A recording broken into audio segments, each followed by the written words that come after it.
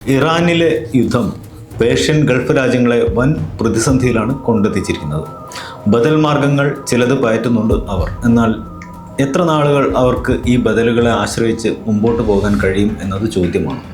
പശ്ചിമേഷ്യൻ യുദ്ധം അവസാനിക്കുന്ന ഒരു ഘട്ടം വരുമ്പോഴേക്ക് ലോകത്തിൻ്റെ എണ്ണ വ്യാപാരം തീർത്തും വ്യത്യസ്തമായ പാതകളിലൂടെ സഞ്ചരിക്കാൻ തുടങ്ങിയിരിക്കുമെന്ന് നിരീക്ഷകർ പലരും പറയുന്നുണ്ട്.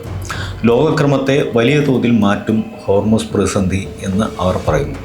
എന്നാൽ ഹോർമൂസിന് അത്ര വേഗം ബദൽ കണ്ടെത്താൻ കഴിയുമെന്ന് കരുതുന്നവർ കുറവാണ്. പ്രതിദിനം 20 ദശലക്ഷം ബാരൽ എണ്ണ കടന്നുപോകുന്ന ഒരു റൂട്ടിന് ബദൽ കണ്ടെത്തൽ എളുപ്പമല്ല. ഇതിനകം തന്നെ പേർഷ്യൻ ഗൾഫിലെ എണ്ണ കയറ്റുമതി രാജ്യങ്ങൾ ബദൽ മാർഗങ്ങൾ തേടി തുടങ്ങിയിട്ടുണ്ട്. മുമ്പിലുള്ള ബദലുകളിൽ ഏറ്റവും പ്രധാനപ്പെട്ടത് പൈപ്പ് ലൈൻ എണ്ണ വിതരണ ശൃംഖലകളാണ്. UAE, സൗദി, ഇറാഖ് എന്നീ രാജ്യങ്ങൾ ഇതിനകം എണ്ണ പൈപ്പ് ലൈനുകൾക്കായി വൻ നിക്ഷേപം നടത്തിയിട്ടുണ്ട്. കയറ്റുമതിക്ക് ഇനി വൈവിധ്യവൽക്കരിക്കപ്പെട്ട ചാനലുകൾ വേണമെന്ന തിരിച്ചറിവിലേക്കാണ് രാജ്യങ്ങൾ എത്തിച്ചേർന്നിരിക്കുന്നത്. ഇതൊരു മത്സരമായി മാറിയിരിക്കുന്നു എന്നാണ് ലഭിക്കുന്ന വിവരങ്ങൾ സൂചിപ്പിക്കുന്നത്. ഹോർമൂസ് ഇനിയൊരിക്കലും പഴയതുപോലെയാകില്ല എന്ന് യുദ്ധം തുടങ്ങിയ ഘട്ടത്തിൽ തന്നെ ഇറാൻ പ്രഖ്യാപിച്ചിരുന്നു. ഇറാൻ പറഞ്ഞതുപോലെ ഹോർമൂസ് ഇനിയൊരിക്കലും പഴയതുപോലെ ആകില്ല. വെനസ്വേലയിലെ എണ്ണ ഉൽപ്പാദനം കൂടിക്കൊണ്ടിരിക്കുന്നത് ചില രാജ്യങ്ങൾക്ക് വലിയ ആശ്വാസം നൽകുന്ന ഘടകമാണ്. നിലവിൽ ഉൽപ്പാദനം പ്രതിദിനം 1.25 മില്യൺ ബാരലായി ഉയർന്നിട്ടുണ്ട്. വളരെ ഹെവിയായ ഉയർന്ന സൾഫർ സാന്നിധ്യമുള്ള വെനസ്വേലൻ ക്രൂഡ് സംസ്കരിച്ചെടുക്കാൻ കഴിയുന്ന പ്രത്യേക റിഫൈനറികളുള്ള രാജ്യങ്ങൾക്ക് ഈ എണ്ണയുടെ ഗുണം ലഭിക്കും. US-ഉം ഇന്ത്യയും ചൈനയുമെല്ലാം വെനസ്വേലയിൽ നിന്നുള്ള ക്രൂഡിൻ്റെ ഗുണഭോക്താക്കളാണ്.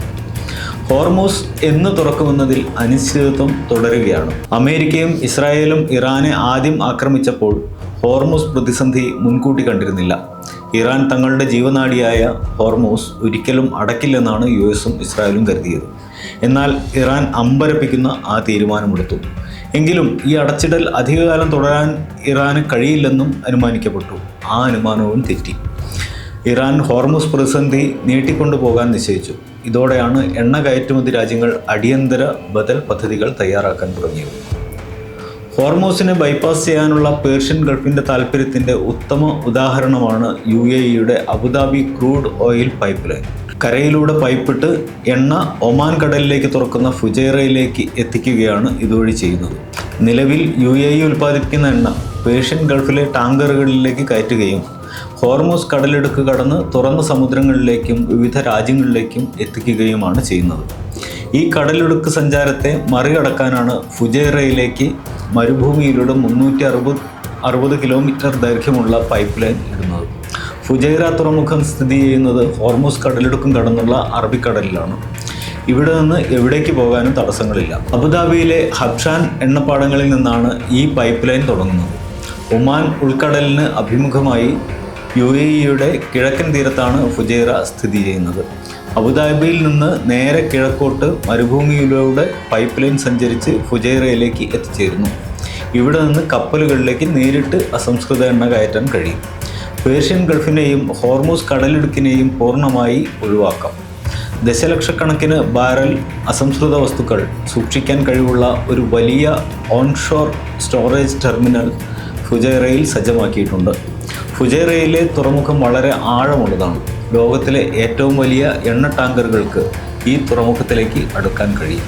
പുതിയ ഇരട്ട ലൈൻ പണിതും ഗാസോലിൻ, ഡീസൽ, ജെറ്റ് ഇന്ധനം തുടങ്ങിയ ശുദ്ധീകരിച്ച ഇന്ധനങ്ങൾ കൂടി കടത്താൻ സൗകര്യപ്പെടുന്ന പുതിയ ചാനലുകൾ നിർമ്മിച്ചും UAE വമ്പൻ നീക്കങ്ങളാണ് പ്ലാൻ ചെയ്യുന്നത്. അസംസ്കൃത ക്രൂഡ് ഹോർമൂസ് കടക്കുന്നതിനേക്കാൾ വേഗത്തിൽ സംസ്കരിച്ച എണ്ണ ഫുജൈറയിലെത്തും. UAE-യും സൗദി അറേബ്യയും ഹോർമൂസിനെ മറികടക്കാൻ കഴിവുള്ള 2 ഗൾഫ് രാജ്യങ്ങളാണ്. സൗദി 1980-കളിൽ തന്നെ ചെങ്കടലിലേക്ക് ഒരു വമ്പൻ എണ്ണ പൈപ്പ് ലൈൻ പണിതിട്ടുണ്ട്. ഹോർമൂസിൻ്റെ എതിർവശത്തുള്ള ഈ കടലിടുക്കിലൂടെ സുഗമമായി കടന്നുപോകാൻ സൗദിയുടെ എണ്ണയ്ക്ക് സാധിക്കും. എന്നിരിക്കലും ഒരു യാഥാർത്ഥ്യം നാം മനസ്സിലാക്കേണ്ടതുണ്ട്. ഹോർമൂസിലൂടെ പ്രതിദിനം കടന്നുപോയിരുന്ന 20 ദശലക്ഷം ബാരൽ എണ്ണയ്ക്ക് പകരമാകാൻ ഈ സംവിധാനങ്ങൾക്കൊന്നും നിലവിലെ അവസ്ഥയിൽ ശേഷിയില്ല.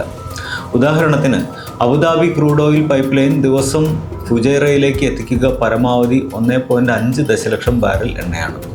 അളവിൻ്റെ കാര്യത്തിലും ചെലവിൻ്റെ കാര്യത്തിലും കാര്യക്ഷമതയുടെ കാര്യത്തിലും മികച്ച മാർഗം ഹോർമൂസ് തന്നെയാണ് ഇപ്പോഴും.